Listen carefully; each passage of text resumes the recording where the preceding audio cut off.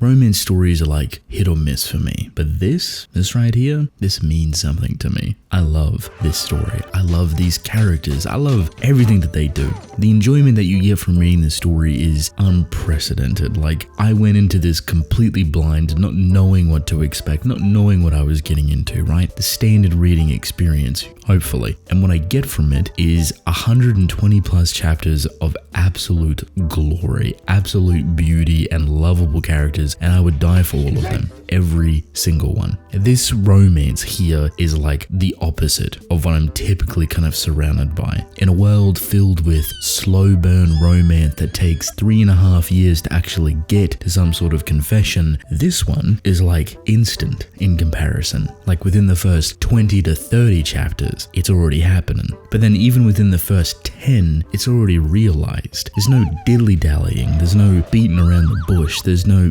it's just straight to the point. And look, I love a good slow burn. I can appreciate it, but sometimes it's just too slow. Sometimes I want to get to the point. Sometimes I want to see other characters shine. Sometimes I want to see more things played upon other than the romance. And if you feel the same way in any regard, even just a little bit, this right here, this story, these characters will mean something to you as well. I can promise you that. But you may ask, hey, why do you like this story that isn't a slow burn compared to other stories that are slow burns? What's the difference? What's the experience? What's the feeling that you get? Well, if you're in a similar boat, let me paint a picture for you. I can appreciate slow burns because of how slow they are, because they take their time. And the weekly reading, even bi-weekly, even monthly, that formula lends itself to a slow burn experience surprisingly really well. They go hand in hand naturally. When you're focusing on building a romantic narrative between two characters that takes place very slowly, creeping over time, there's usually a very clear direction. You can kind of see it. It doesn't really provide a sense of unknown or a sense of mystery. You see the future kind of laying out in front of you very easily, and this isn't the worst thing. But it can become very formulaic, very repetitive, sometimes even boring. And as soon as that idea, the boring, the starts to set into your mind for a slow burn romance, you're usually clocked out. Well, perhaps you'll find a lot of slow burn romance pocket in different directions right after each other. We'll focus on this, and then we'll quickly focus onto this, and then we'll go to here, and then they'll sprinkle that little bit of romance in each of those pockets. And the more pockets of those individual things that you get, they build up over time, and they eventually become a genuine confession. To me, this is standard. And depending on what those pockets are, they could be really well done and really well thought out and expand in a completely different direction, or they could be rather trivial. I read Blue Box recently, and while I do enjoy it, I do appreciate the story, after reading Fragrant Flower, I changed my mind. See, Blue Box is good on its own, but as soon as you compare it to something else in the same field, a weekly romance story, it gets blown out of the water. For me, when it comes to Blue Box, the characters are not as good, the romance is not as good, the characterization is not as good, the emotion portrayal is not as good, the development of the story and the progression of it is not as good. And this doesn't mean it's a horrible experience, it's just different. It's just a slow burn. You might also notice that within these pockets, there's usually a gimmick that romantic stories have to keep you on the edge of your seats just a little bit. It also helps kind of liven up the romantic experience weekly, right? If you have a problem that is systematic within your writing, this flaw or this issue or this quote-unquote gimmick that you can continuously lean on that puts these characters in conflict, you can keep coming back to it every single week. You can build it up,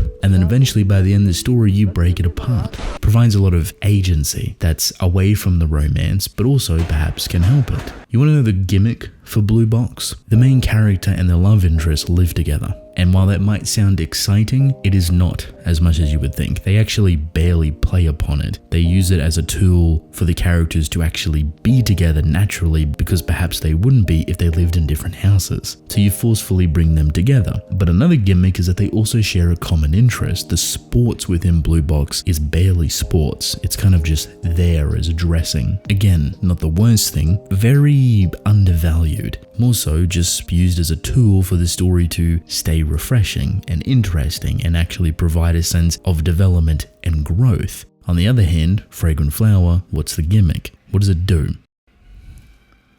Do you hear this?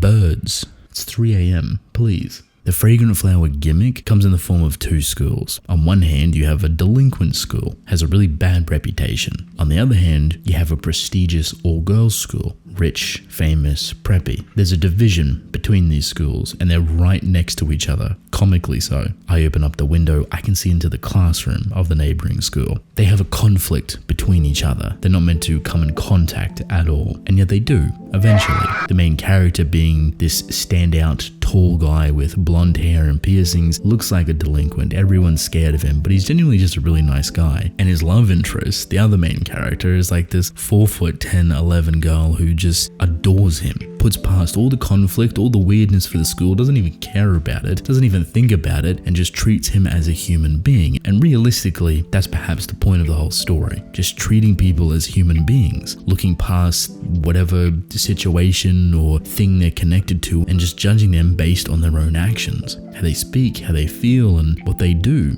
So you get introduced to this beautiful cast of characters, right? And keep in mind the conflict between the men and the women because of the school. They're nervous. They don't know about all of these things. And the way that it opens up is that the main guy, this blonde-haired dude, and this 4'11" girl get along so easily. Sure, there's a bit of uneasiness because of the whole school conflict, but it gaps and bridges almost instantly. When you start to dive into their characters and what they've been through and a bit of their trauma and the drama and the issues, everything just kind of flows out nicely. It's read incredibly well, but it's not just them. Very quickly and snappy, you get the group of the boys, and then you start adding more girls, and it just becomes like a family. All of these characters having beautiful, addicting, lovable personalities that you can just adore from start to finish. And all of them have their own little quirks and issues and experiences that they've gone through, yet together they're able to kind of learn to love themselves, which in turn allows them to love others. And for me, that's the big headline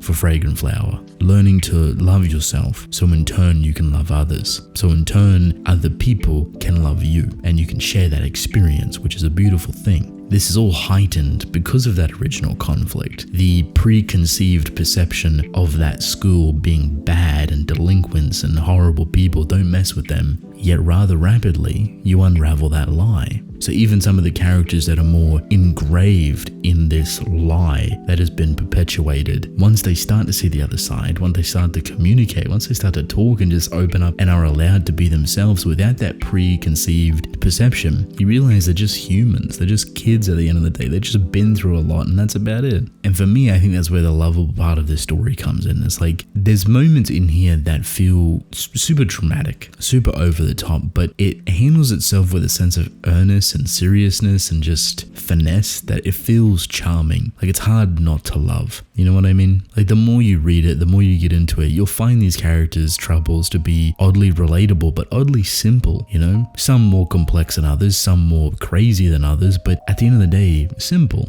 And that's not to compare trauma or compare issues or anything like that. It's just to show this type of relatability and how perhaps small things, small issues that are difficult to talk about, are difficult to acknowledge, are difficult to look at internally can be bottled away and blow up into something uncontrollable that become so much more of a bigger deal perhaps later on down the line. So these characters go through a very beautiful process of understanding themselves first before they can share that love and appreciation to others. And when you get through that, loving all of these characters and loving how they're portrayed and how much emotional texture goes into them, you're just left with a beautiful cast of characters that feel so lively and energetic and just fun to be around. That's the payoff. You know how slow burn stories usually come to an end, or at least get pretty close to it when characters finally get together after 3.5, 4 years? These characters have been together for a while now. We're actually getting to see them go on dates and explore the romance and to appreciate each other. You see the friendship between them bloom and get stronger and better. You're seeing other people start to potentially fall in love as well, which is unheard of for them because they never thought it would happen.